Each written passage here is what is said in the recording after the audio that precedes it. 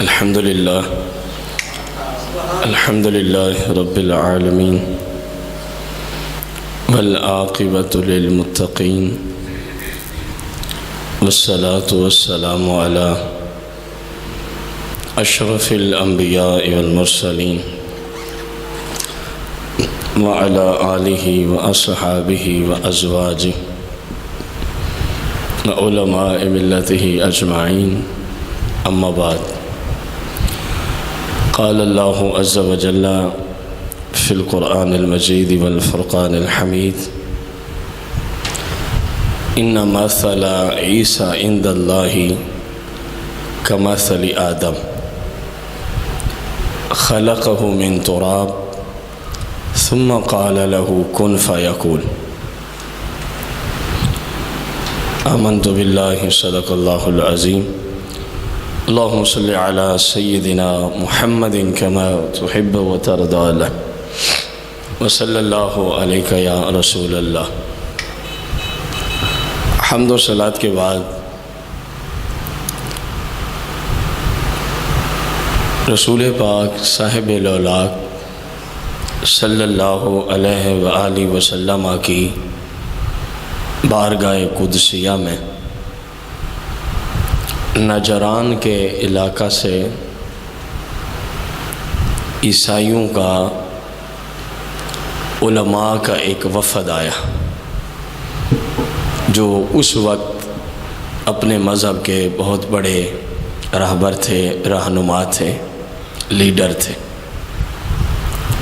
اور اپنے وہم و گمان کے مطابق علم کے اپنے آپ کو شاہ سوار بھی سمجھتے تھے. آپ علیہ السلام کی بارگاہ اقدس میں اس مقصد کے لیے آئے تھے کہ آپ ہمارے جناب عیسیٰ علی نبینا علیہ السلام کو عیب لگاتے ہیں. مناظرہ کریں. آپ عیب لگانے کا مقصد کیا تھا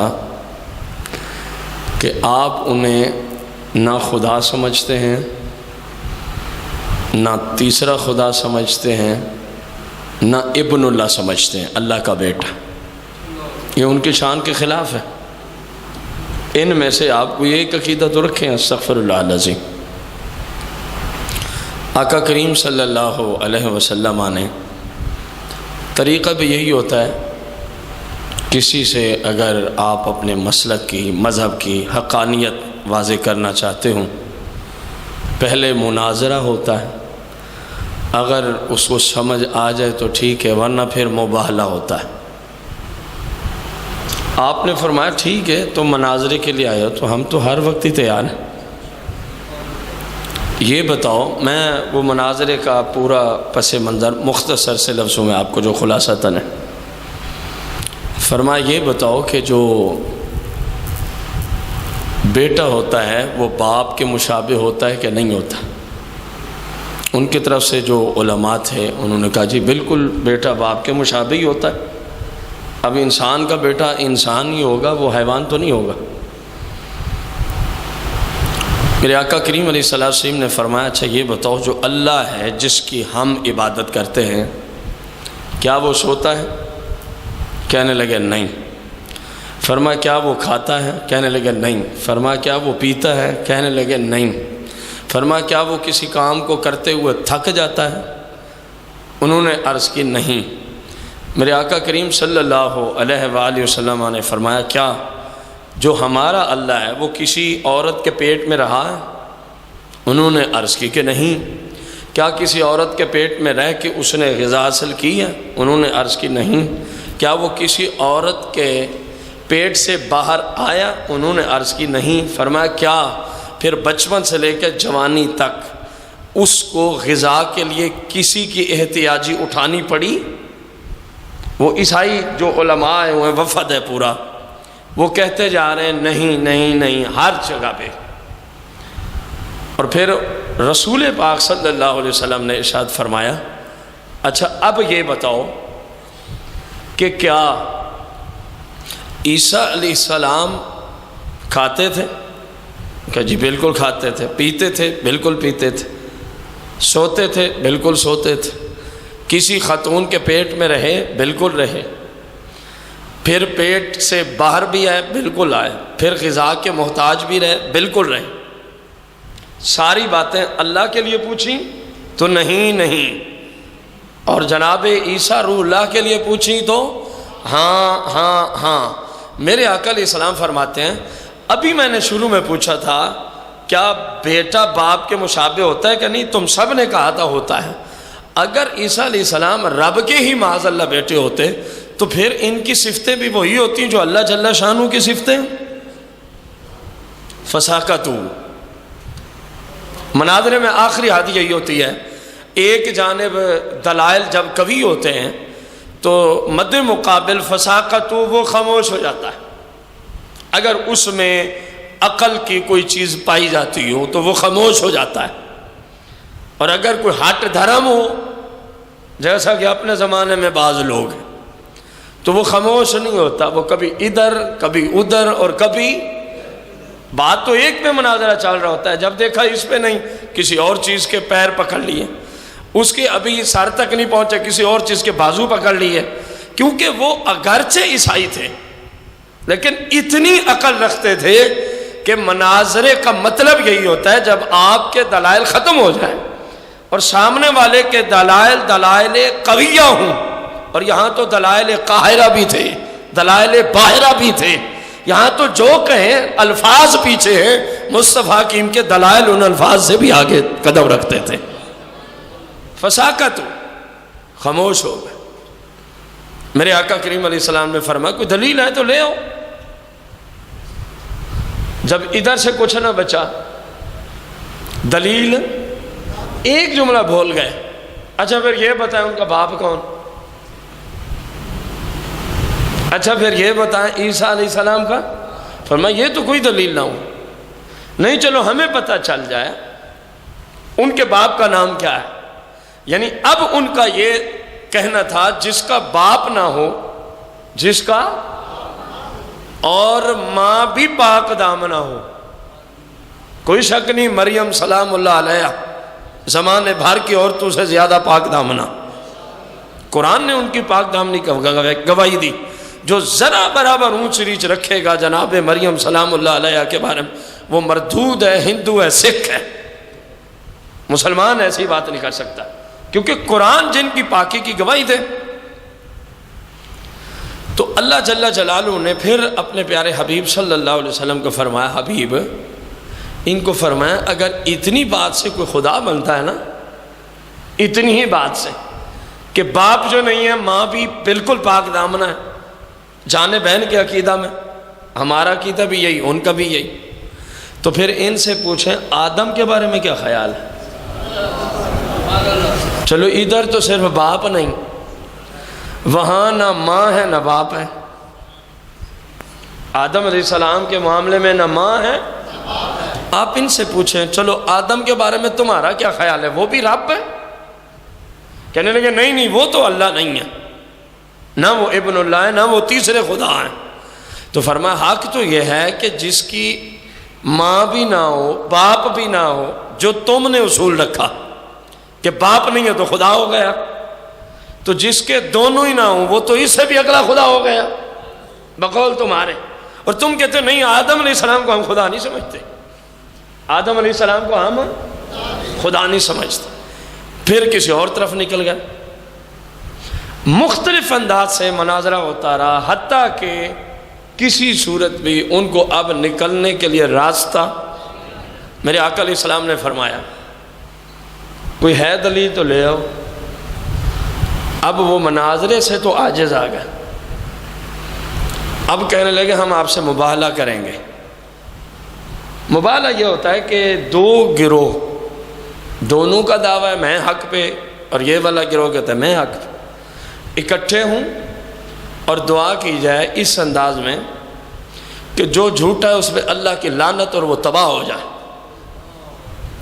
انہوں نے کہا آپ ہم سے مباہلہ کریں، فرمایا ہم مباہلے کے لیے بھی تیار ہیں، ہمیں تو کہیں کسی اعتبار سے بھی کوئی اللہ کے فضل سے کمی ہے ہی نہیں، ہم مباہلے کے لیے تیار ہیں، ٹھیک ہے جی کل مباہلہ ہوگا، جو ٹائم رکھا گیا سرور دو جہاں مالک کون و مکان صلی اللہ علیہ وآلہ وسلم اپنے ساتھ جناب علی المرتضیٰ خلیفہ رابع شیر خدا کو اپنے ساتھ لیتے ہیں۔ اپنی 4 شہزادیوں میں سے سب سے چھوٹی شہزادی سیدہ کائنات فاطمہ الزہرا کو لیتے ہیں، اور جناب امام حسن اور امام حسین، یہ 5 نفوس قدسیہ کا گروہ۔ حسن و حسین رسول پاک کے آگے، سیدہ کائنات مکمل باپرد مصطفیٰ کریم کے پیچھے، اور علی پاک مزید ان کے پیچھے۔ یہاں بہت ساری پردے کی باتیں تھیں لیکن وہ نہیں ہو سکتی، کسی ضرورت کو اگر عورت کو نکلنا بھی پڑے تو اس طرح پردے کا لحاظ ہوتا ہے۔ آگے باپ ہے، پیچھے شوہر ہے، باپ کے آگے بیٹے ہیں۔ رسول پاک اور جناب علی المرتضیٰ کے درمیان سیدہ کائنات، اور سوائے کپڑے کے جسم کا کوئی حصہ نظر نہیں آتا، وہ جو پردے کے لیے بس وہی برقع ہے، چادر ہے۔ اب ادھر سے آقا کریم علیہ السلام تشریف لے آئے، ادھر وہ عیسائیوں کا پورا ایک گروہ وہ چلا۔ ان کا جو سب سے بڑا سردار تھا، راہبر تھا، رہنما تھا، اس نے دور سے جب دیکھا نا جناب رسول پاک کے نورانی چہرے کو اور جناب علی المرتضیٰ کے مبارک چہرے کو اور جناب حسنین کریمین کے مبارک چہروں کو جب دیکھتا ہے تو اپنے باقی سارے جماعتیوں کو کہتا ہے کہ جن چہروں کو میں دیکھ رہا ہوں نا، جن چہروں کو، ہمارے جیسوں کی جرت نہیں ہے ان سے مباہلہ کریں۔ اگر یہ نفوس قدسیہ صرف اتنا کہہ دیں اے پہاڑ چلنا شروع ہو جائے تو پہاڑ چلنا شروع ہو جائے گا، یہ تو کافر بھی مان گیا۔ آپ کو شاید سمجھ نہیں آئی یہ جملے تو کہ رسول پاک کی اتنی طاقت ہے، پہاڑ کو حکم دے تو چلنا، کافروں کو سمجھ آئی، بعض لوگوں کو سمجھ نہ آ سکی، آپ کو بھی شاید سمجھ نہ آ سکی جو میں نے جملہ بولا، جو میں نے جملہ بولا۔ کافر مان گئے کہ مصطفیٰ کریم عام بشر جیسے، عام انسانوں جیسے، یہ نہیں کہ ہمارے ہی جیسے بشر ہیں، بلکہ وہ تو پوری عیسائیت کا اپنے اس زمانے کا سب سے بڑا رہبر تھا، لیڈر تھا، رہنما تھا، سب سے زیادہ علمی حیثیت و استعداد رکھتا تھا، لیکن جب چہرہ مصطفیٰ کو آج اس حیثیت سے دیکھتا ہے تو عیسائیوں کو کہتا ہے میرا مشورہ یہ ہے ان نفوس قدسیہ سے ہم مناظرہ، ہم مباہلہ نہیں کر سکتے، کیوں؟ مجھے نظر آ رہا ہے اگر ان سے مباہلہ کیا اس پوری کائنات سے، ان کی بد دعا سے عیسائیت کا بچہ بچہ ہلاک ہو جائے گا، ایک ہمارا گروہ نہیں ہلاک ہوگا، عیسائیت ہی ختم ہو جائے گی۔ انہوں نے کہا پھر راستہ کیا ہے نکلنے کا؟ مناظرے سے پہلے ہم ہار گئے، مناظرے سے آخری حال تو مباہلہ تھا، آپ کہتے ہیں وہ ہم نے کرنا نہیں۔ کہا جی وہ 3 صورتیں دیتے ان میں سے جو آپ کی سمجھ آتی ہے لے لو۔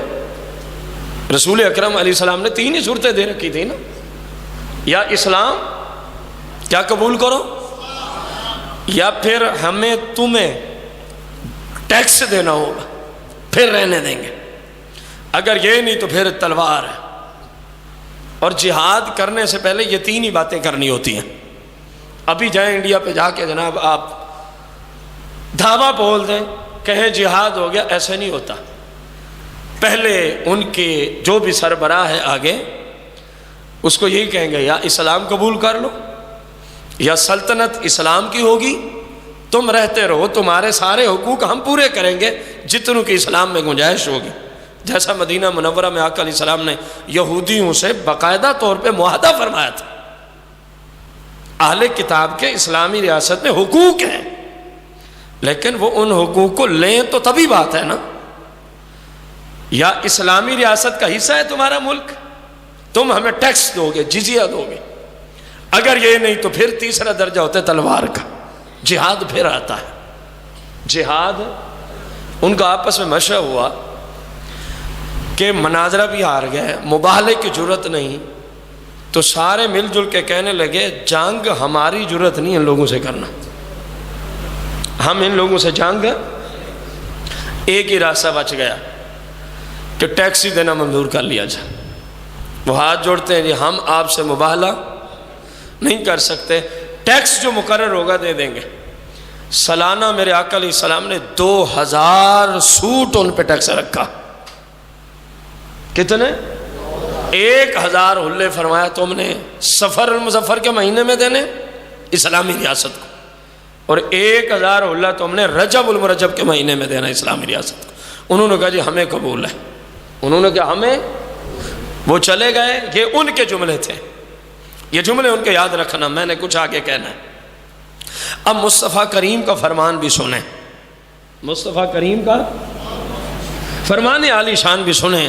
میرے آقا کریم صلی اللہ علیہ وآلہ وسلم نے کیا ارشاد فرمایا جب وہ چلے گئے؟ جب وہ چلے گئے حضور علیہ السلام فرماتے ہیں مجھے اس ذات کی قسم ہے.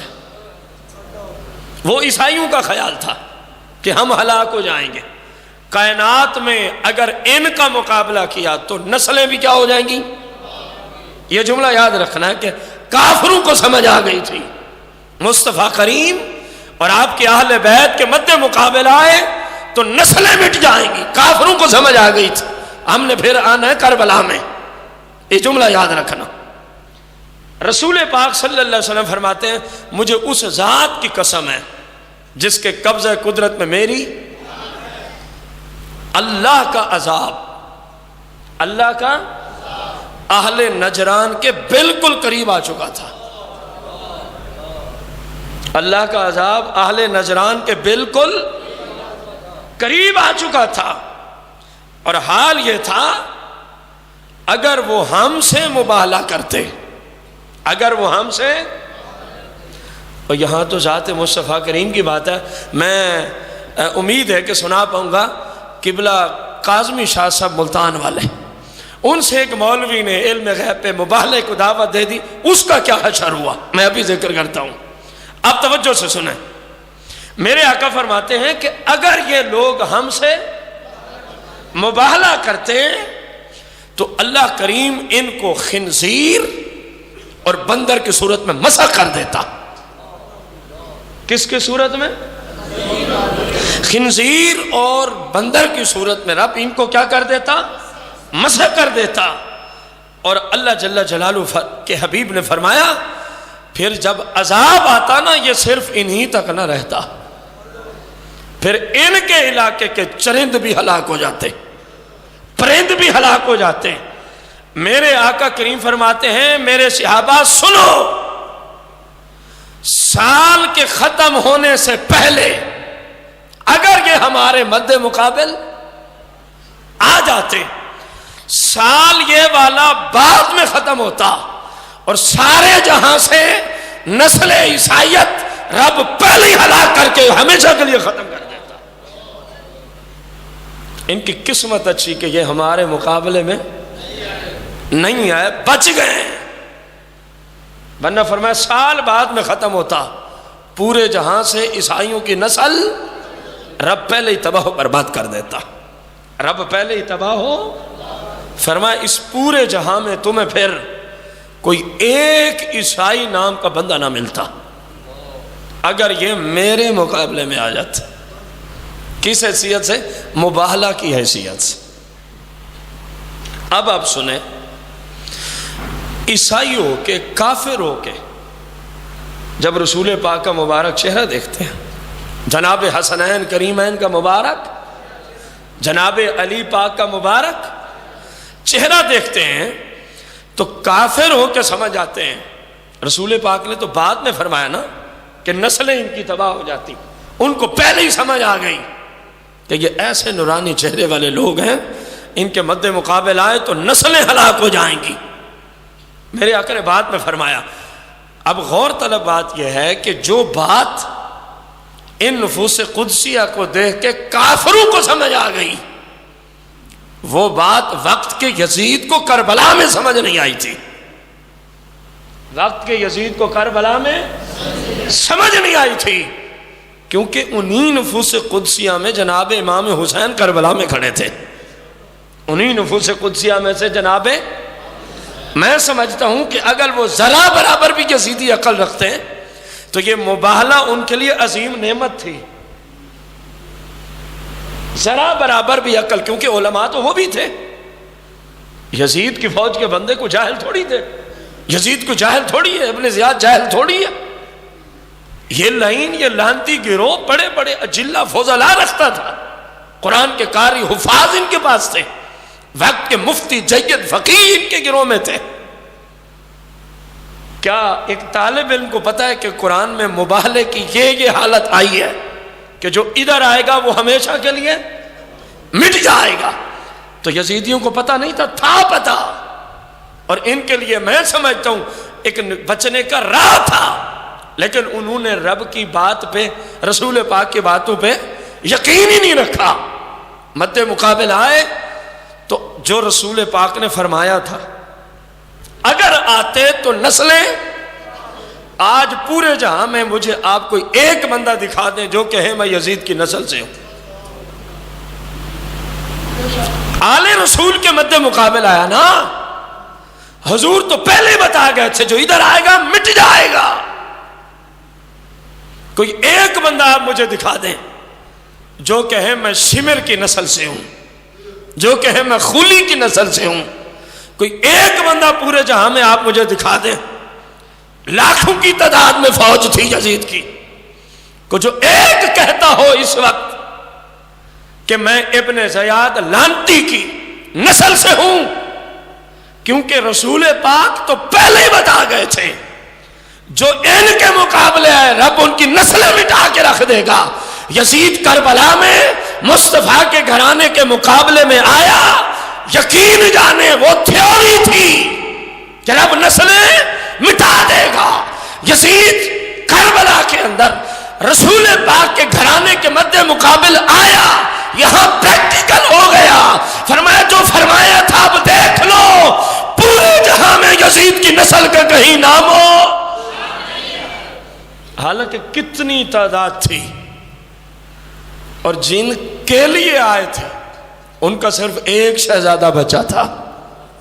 ان کا صرف ایک شہزادہ ہے امام زین العابدین. اور اب آپ پورے جہاں میں جدھر بھی چلے جائیں، کائنات کے کسی کونے میں چلے جائیں، اور آپ کہیں میں دیکھنا چاہتا ہوں مصطفیٰ کی نسل کا بندہ ہے، رب کعبہ کی قسم اٹھا کے فقیر کہتا ہے جہاں میں جس جانب نکل جاؤ اسی طرف ہی آل رسول کے ڈنگے بج رہے ہیں. حالانکہ بندہ تو ایک ہی بچہ تھا، تو بتا دیا حضور کے ساتھ چلو گے تو دنیا میں بھی اسی طرح آباد و شاد ہو جاؤ گے، اور قبر و آخرت بھی سمر جائے گی. جیسے میں نے اپنے حبیب کی نسل پاک کو چلایا اور دکھایا، اور جو مد مقابل آیا تو ان کو میں نے مٹا کے دکھا دیا کہ خدا را مصطفیٰ کے مد مقابل، صحابہ کے مد مقابل، اہل بیت اطہار کے مد مقابل کبھی آنے کا سوچنا بھی مت، ورنہ تمہاری نسلیں ساری کندھی ہو کے رکھ دوں گا، ساری نسلیں تباہ ہو جائیں گی، دنیا تو تمہاری تباہ ہو ہی جائے گی. جب قبر و آخرت میں آؤ گے تو جہنم کے سوا کوئی اور راستہ تمہارے لیے جو مصطفیٰ کے خلاف ہو، صحابہ کے خلاف ہو، اہل بیت کے خلاف ہو، مصطفیٰ کریم کی بیویوں کے خلاف ہو، یا امت کے حقیقی اولیاء عظام کے خلاف ہو، اس کے دونوں جہاں تباہ ہو برباد ہو جاتے ہیں. بچنے کا حل صرف ایک ہی ہے کہ مصطفیٰ کی ہر نسبت والے کا جو اللہ نے اس کو مقام دیا ہے، مسلمان رہنے کے لیے ضروری ہے کہ ہم بھی رسول پاک کی وجہ سے ان نسبت والوں کی عزت ادب و احترام کریں. اور یہ چیز اللہ کے فضل سے پورے جہاں میں اگر نظر آتی ہے تو مسلک حق اہل سنت کے اندر نظر آتی ہے. ہم تو اس خاک کو بھی چومتے ہیں جہاں مصطفیٰ کے نلین اقدس لگے ہوئے ہیں، ورنہ 5300 فٹ کی بلندی اوپر غار ثور پہ لوگ کیا کرنے جاتے ہیں؟ آپ سے سوال ہے، پہاڑ کا سفر ہو، کوئی راستہ نہ ہو اور عرب کی گرمی بھی ہو اور پہاڑ پہ چڑھ کے جائیں، پوچھو تو صحیح ان غلاموں سے وہاں کیا ملتا ہے؟ کہتے ہیں وہاں اس جگہ کو چومنے کا شرف ملتا ہے جس جگہ پہ بیٹھ کے مصطفیٰ کریم نے اس جگہ کو اعلیٰ سے اعلیٰ بنا دیا کہ آپ کے مبارک نلین لگ کے ہم اسی جگہ کو چومنے جایا کرتے ہیں. مسلمان کی تو یہ شان ہوتی ہے.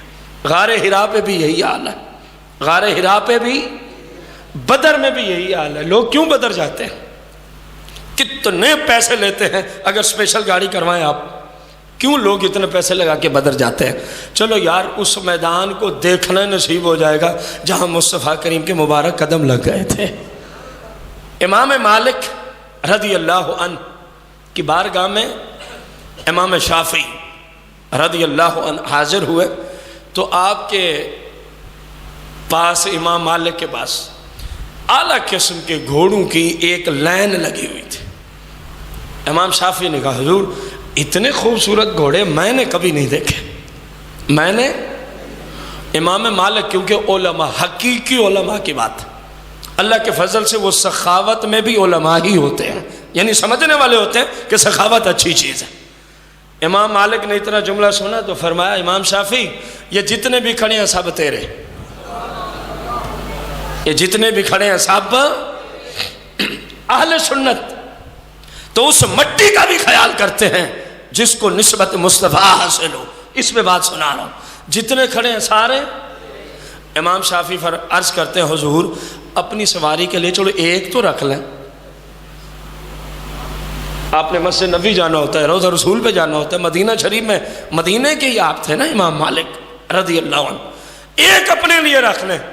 امام مالک فرماتے ہیں امام شافعی امام مالک کون ہوتا ہے؟ اس زمین پر، ان مبارک گلیوں میں، اس زمین کے بہترین ٹکڑے پر سواری پہ بیٹھ کے سفر کرے جس زمین و گلی اور بازار میں مصطفیٰ کے نلین شریفین لگ گئے. میں اسی ادب کے پیش نظر مدینہ میں سواری پہ نہیں کبھی سوار ہوا. امام مالک پیدل چلا کرتے تھے اور پیدل بھی گلیوں اور بازاروں میں جب گزرتے تو دیواروں کے قریب قریب ایسے دیواروں سے مس ہو کے گزرتے. کسی نے پوچھا حضور آپ دیواروں سے یوں مس ہو کے کیوں گزرتے ہیں حالانکہ اتنا کھلا بازار ہے؟ آپ فرمانے لگے یار یہی مصطفیٰ کریم بھی تو چلتے رہے ہیں. امام مالک کون ہوتا ہے اس جگہ قدم رکھے جہاں مصطفیٰ کریم کے قدم لگے ہیں. میرا خیال یہی ہے کہ سرکار یوں گلیوں کے ساتھ مسوں کے نہیں چلتے ہوں گے، درمیان سے چلتے ہوں گے. میں تو ادب کے پیش نظر اس مٹی پہ امام مالک کا پیر ہی کیوں پڑے جہاں مصطفیٰ کے مبارک پاؤں لگے ہوئے. اہل سنت تو اتنا خیال کرتے ہیں اس مٹی کا، اتنا خیال رکھتے ہیں اس. ہمارے ہاں تو مدینہ شریف کی مٹی ہر مرض کے لیے شفا ہے. ایک میں نہیں کہہ رہا، میرے آقا علیہ السلام تشریف فرما، ایک صحابی ہے، عرض کی یا رسول اللہ بیمار ہو گئے، عرصہ ہو گیا ہے. فرمایا تجھے نہیں پتا میرے شہر کی مٹی شفا دیتی ہے؟ تجھے نہیں پتا میرے شہر کی مٹی؟ مبارک انگل کو مصطفیٰ کریم نے یوں مٹی سے مس فرمایا اور وہ مٹی اپنے صحابی کو، اپنے غلام شاگرد کو کہا منہ کھول. اس کے منہ میں مدینہ کی مٹی لگے. فرمایا جا رب مدینہ کی مٹی سے تجھے شفا عطا فرما. ہم تو اس عقیدے کو بیٹھے ہیں مدینہ کی مٹی اگر آنکھوں میں ڈالنے کے لیے سرمے کے طور پہ مل جائے تو اور چاہیے کیا. اہل سنت تو ہر نسبت والی چیز کا خیال رکھتے ہیں اور اس حقیقت میں اسلام والا وہی ہے جو مصطفیٰ کریم کے بتائے ہوئے طریقے اور آپ سے ہر نسبت رکھنے والے نفوس قدسیہ کو رب نے جیسی عزت دی ہے وہ ویسی ہی. کسی کے خلاف بول کے تمہیں کیا ملے گا؟ کوئی اہل بیت کے خلاف ہے، کوئی صحابہ کے خلاف ہے، کوئی سرکار کی بیویوں کے خلاف بولتا ہے، کوئی اولیاء کے خلاف ہے تو سیدھی سی بات ہے جو کسی ان میں سے کسی کے خلاف بولے اہل سنت کا اس بندے سے کوئی واسطہ. آخری بات،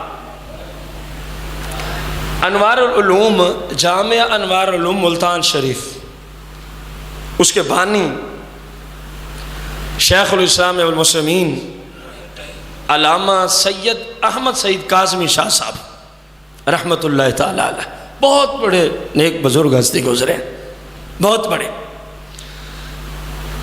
آپ کا گجرانوالہ کے ایک مولوی عبدالعزیز سے مناظرہ تھا رسول پاک کے علم غیب کے موضوع پر. موضوع کیا تھا؟ مناظرہ شروع ہوتا ہے، مشکات شریف کی یہ حدیث اہل سنت کے موقف پہ علامہ سید احمد سعید کاظمی شاہ صاحب رحمۃ اللہ علیہ، حامد سعید کاظمی شاہ صاحب کو تو آپ جانتے ہیں نا، ان کے والد محترم ہیں جن کی بات ہم کر رہے ہیں. آپ نے ایک حدیث پیش فرمائی کہ رسول پاک فرماتے ہیں رب نے اپنی شایان شان میرے دونوں کاندھوں پہ دست شفا رکھا، دست قدرت رکھا، ما یلی کو بھی شان نہیں، کیونکہ اللہ جسم سے پاک ہے، جس طرح اللہ کی شان کے لائق ہے، جس طرح اللہ کی شان کے. تو میں نے اس کی ٹھنڈک اپنے سینے میں محسوس کی، میں نے اس کی ٹھنڈک اپنے سینے میں میں نے جان لیا. رسول پاک فرماتے ہیں جو کچھ تمام آسمانوں میں ہے، جو کچھ تمام زمینوں میں ہے، اسی کی برکت سے میں نے سب کچھ ہی جان لیا ہے. مولوی عبدالعزیز جو علم غیب کا منکر تھا کہنے لگا میں مشکات شریف کی کتاب کو نہیں مانتا، میں مشکات شریف کی. علامہ سید احمد سعید کاظمی شاہ صاحب رحمۃ اللہ علیہ نے فرمایا چلو میں سیاہ ستہ سے یہ حدیث نکال دیتا ہوں. آپ نے جامع ترمذی سے پڑھ دی، یہ حدیث جہاں مشکات میں کھڑی ہے وہیں جامع ترمذی میں بھی کھڑی ہے، آپ نے وہاں سے پڑھ دی. تو جیسے ہی آپ نے وہاں سے پڑھی تو اس نے ترمذی شریف جو سیاہ ستہ میں سے ایک ہے، حدیث مبارکہ کی کتاب، استغفر اللہ العظیم استغفر اللہ العظیم، اس نے پکڑی اور پکڑ کے پھینک دی. کہتا ہے میں نہیں مانتا اس حدیث کو. علامہ سید احمد سعید کاظمی شاہ صاحب رحمت اللہ تعالی علیہ نے فرمایا تو نے حدیث کی بہت بڑی بے ادبی کی ہے، تو نے حدیث کی بہت بڑی. اب مناظرہ تو میں تیرے ساتھ کرتا نہیں کیونکہ تو مناظرے کے قابل ہی نہیں ہے. ہاں مباہلے کے لیے تو تیار ہو تو پھر سید تیار ہے. اس جبل کو بھی سمجھ نہیں آئی، بندہ تو آل رسول کا ہے، نہیں سمجھے آپ. اس جبل کو بھی سمجھ نہیں آئی کیونکہ گروپ یزیدی ہے نا، نہیں سمجھے آپ. نظریاتی طور پہ عقیدے کے طور پہ یزیدی گروپ تھا. کہا میں مبالغہ کروں، کہا ٹھیک ہے میں مبالغہ کر سکتا ہوں آپ سے. فرمایا پھر اس طرح ہے ہم دونوں میں سے جس کا عقیدہ اس باب میں اور مسئلے کی بنیاد پہ مردود و باطل ہو وہ سال ختم ہونے سے پہلے پہلے خود تباہ ہو جائے. یہ مبالغے کے جملے تھے. مولوی عبدالعزیز نے کہا ٹھیک ہے مجھے منظور ہے، طائف آ گیا.